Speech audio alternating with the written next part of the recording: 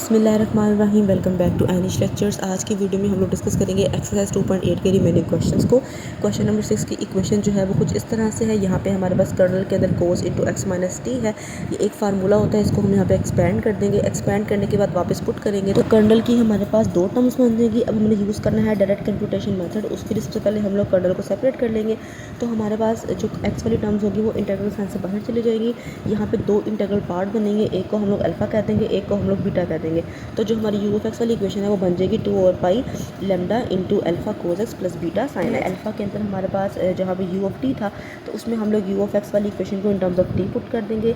जो cos t था बाहर वाला वो तमाम टर्म्स के अंदर मल्टीप्लाई हो जाएगा। 2/पाई लेमडा जो है वो कॉन्स्टेंट टर्म्स है, इंटीग्रल साइन से बाहर आ जाएगी।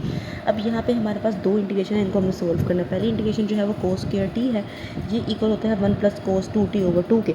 तो हम इसको इस फार्मूले से रिप्लेस कर सकते हैं। इसी तरह हमारे पास कोस टी साइन टी जो है वो इक्वल होता है 1/2 साइन 2t के। तो इसको इससे रिप्लेस कर देंगे। अब जो हमारे पास फर्स्ट वाली इंटीग्रेशन है उसमें 1/2 कॉमन है तो बाहर चला जाएगा। पहली टर्म 1 आ जाएगी, दूसरी कोस 2t आ जाएगी। इसी तरह सेकंड में हमारे पास 1/2 अगर हम बाहर लेके जाएंगे क्योंकि 1/2 जो है वो एक कांस्टेंट टर्म है तो वो बाहर चली जाएगी। तो साइन 2t की इंटीग्रेशन करेंगे, हमारे पास आंसर कुछ इस तरह से आएगा। 1 की इंटीग्रेशन पाया जो है वो t आ जाएगी, उसमें लिमिट्स पुट करेंगे तो पाई आ जाएगा। इसी तरह हमने तमाम इंटीग्रेशन को सोल्व कर दिया। हमारे पास फाइनल आंसर जो बनेगा वो alpha is equal to lambda alpha के आएगा और यहाँ से लेमडा की वैल्यू जो है वो 1 के इक्वल आ जाएगी। ठीक है, इसी तरह हम लोग बीटा को सॉल्व करेंगे। यहाँ पे बीटा के अंदर जो यू ऑफ टी है उसकी जगह पे यू ऑफ एक्स वाली इक्वेशन को in terms of T put कर देंगे। बाहर वाला साइन टी दोनों टर्म से मल्टीप्लाई हो जाएगा। 2/पाई लेमडा जो है वो कॉन्स्टेंट टर्म से बाहर आ जाएंगी।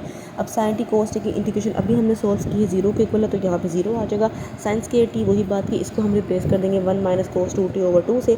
इसका भी हम लोग जो है इंटीग्रेशन करेंगे, इनको सेपरेट करेंगे। हमारे पास जो अब इक्वेशन बनेगी वो beta is equal to lambda beta बनेगी। यहाँ से भी लेमडा की वैल्यू जो है वो 1 के इक्वल आती है। इसका मतलब लेमडा 1 लेमडा 2 और लेमडा तीनों की वैल्यू जो है वो 1 के इक्वल है।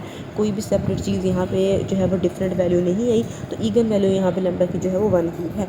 अब हम फाइंड करेंगे ईगन फंक्शंस। उसके लिए हम लोग क्या करेंगे, जो यू ऑफ एक्स वाली टर्म थी वहाँ पे लेमडा की वैल्यू जो है उसको 1 रखेंगे। तो हमारे पास हमारा यू ऑफ एक्स जो है वो बन जाएगा 2/पाई alpha cos x plus beta sine x और यही इस क्वेश्चन का आंसर होगा। क्वेश्चन नंबर 7 की क्वेश्चन कुछ इस तरह से है। यहाँ पे हमारे पास कर्नल में सीकेंड एक्स टेन टी मौजूद है। सीकेंड एक्स को हम बाहर ले जाएंगे, कर्नल को सेपरेट कर देंगे।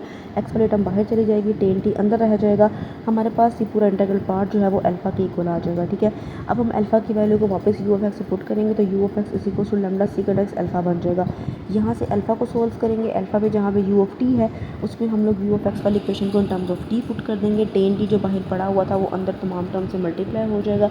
लेमडा और अल्फा चूँकि कांस्टेंट था वो इंटीग्रल के साइन से बाहर आ जाएंगे। टेन टी सेकंड टी की इंटीग्रेशन करेंगे जो कि हमारे पास सेकंड टी के इक्वल होती है। ठीक है, यहाँ पे लिमिट्स अप्लाई करेंगे। इक्वेशन बनेगी G alpha is equal to lambda alpha. यहाँ से लेमडा की वैल्यू 1 निकलेगी, ये आपकी ईगन वैल्यू आ जाएगी। ठीक है, इसके बाद आपने ईगन फंक्शन फाइंड करना है। तो आप यू ऑफ एक्स वाली इक्वेशन में लेमडा की वैल्यू को 1 रखेंगे तो ईगन फंक्शन की जो वैल्यू है वो U of x is equal to alpha second X के इक्वल आ जाएगा। ठीक है, क्वेश्चन नंबर 8 डिस्कस कर लेते हैं। हमारे पास कर्नल जो है वो सेकंड स्क्वायर एक्स के इक्वल है। इसमें से हम कर्नल को सेपरेट करेंगे तो एक्स वाली टर्म बाहर चली जाएगी। हमारे पास जो है वो अंदर इंटीग्रल पार्ट जो बचेगा उसको हम लोग अल्फा के इक्वल ऐड कर लेंगे। उसके बाद इसको पुट करेंगे यू ऑफ एक्स वाली इक्वेशन के अंदर। तो आपके पास u of x is equal to lambda second square x alpha बन जाएगा। अल्फा की वैल्यू में जहाँ पे यू ऑफ टी है वहाँ पे आप लोग यू ऑफ एक्स वाली इक्वेशन को in terms of T put कर देंगे। लेमडा अल्फा जो है वो कॉन्स्टेंट टर्म्स है तो वो बाहर आ जाएंगी। सेकंड स्क्वायर टी की जो इंटीग्रेशन है वो 10t होती है। यहाँ पे इसकी लिमिट्स अप्लाई करेंगे। आपके पास जो इक्वेशन बनेगी वो alpha equal to lambda alpha बनेगी और लेमडा की वैल्यू बस 1 आ जाएगी। ठीक है, इसी तरह ईगन फंक्शन फाइंड करेंगे तो यू ऑफ एक्स जो है वो हमारे पास सेकंड स्क्वायर एक्स अल्फा और लेमडा के इक्वल था तो लेमडा की वैल्यू 1 रखेंगे। आपके पास आंसर आ जाएगा जी अल्फा सेकंड स्क्वायर एक्स।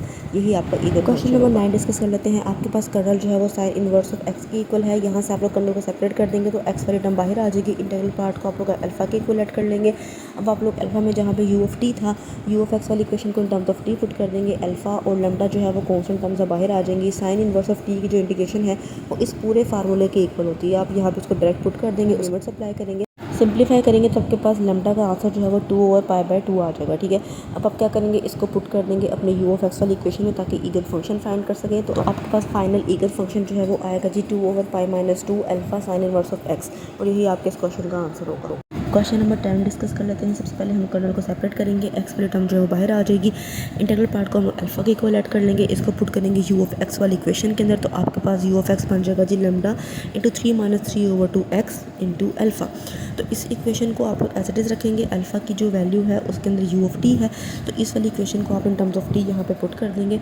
जो टी है वो दोनों टर्म से मल्टीप्लाई हो जाएगा, इंटीग्रेशन सेपरेट हो जाएगी, लैम्डा अल्फ़ा बाहर चले जाएंगे क्योंकि वो कॉन्स्टेंट टर्म्स हैं। और यहाँ पे पावर लगेगा, पावर में ऐड करेंगे, उसे डिवाइड करेंगे, इंटीग्रेशन सोल्व करेंगे, लिमिट्स अप्लाई करेंगे, तो आपके पास alpha equal to lambda alpha आएगा।